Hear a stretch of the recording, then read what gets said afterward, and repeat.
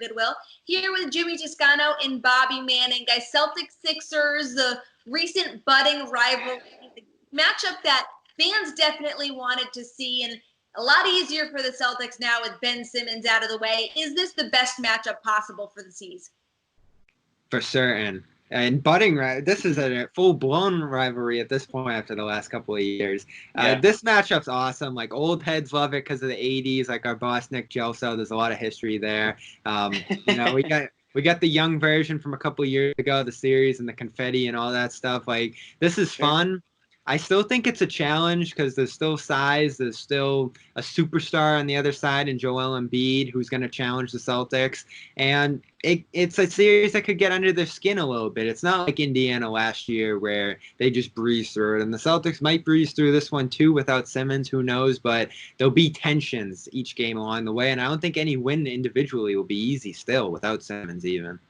Yeah, and I love the drama and the storylines away from just like the on-court stuff. Like Celtics Pacers is more just like who's the better team and then, good game and go on your way. But Celtics Sixers, I meant to say Celtics Pacers is like that. But Celtics Sixers is like you said, Bobby, Embiid, unfortunately not Simmons, but there's still that dislike between, you had like Simmons, Jaylen Brown thing, not too long ago. Like Boston, Philly. So there's a lot of back and forth there. I still think Philly is a formidable opponent. You can't just go in there thinking they're going to lie down because they're not. I mean, they're competitors. Tobias Harris can score. They do have some talent. I don't think that they're extremely deep. Like, I don't put them up there with like the Raptors or the Heat in terms of depth or the Bucks, but they could steal a couple games easily if you lead your guard down. I mean, Embiid is one of those guys who can get under your skin, and the Celtics can get under his skin. They have in the past. So these are all the things that make playoff basketball fun, and I think it's the best, most fun matchup possibility for the Celtics too. Well, you mentioned him, both of you did. Joel Embiid, he's the guy that is the problem for the Celtics. There's no doubt about that. We've talked about the size issue ad nauseum for the Celtics, and there's ways they can work around it, but with a specimen like Joel Embiid, how do they attack it? Because we know the Sixers took 3 of 4 in this regular season, and Embiid was a problem in all of those games. How do they attack him now for this series? It'll be double teams. They've always doubled him. They'll throw Tatum alongside Tice, and they'll throw Hayward out there. The thing that worries me about this, and this is kind of like a paranoid feeling going into a series that we as Celtics people feel.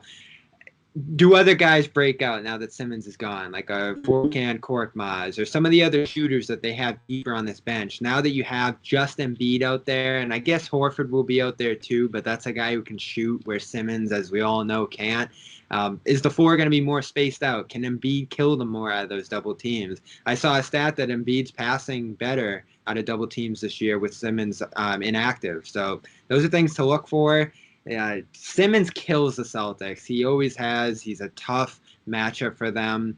But even in his absence, I feel like they have some weapons that can make it tough on the C's defensively. And, Tice Scalabrine talks about every night. All he does is draw fouls. And Embiid is definitely a guy who can hash out some foul trouble.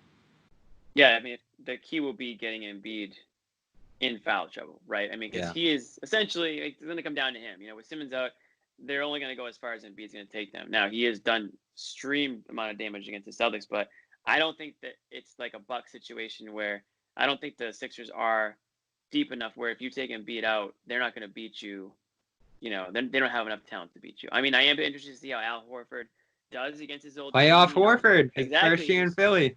Starter role. I mean, he's obviously a very smart player out there, and I'm sure he's going to bring his A game, and it'll be very interesting to see like some of the young guys go up against him again, like Tatum and those guys, just to see that matchup. But it's kind of like, the master is teaching the young grasshopper, like, who's going to win, so I kind of like that.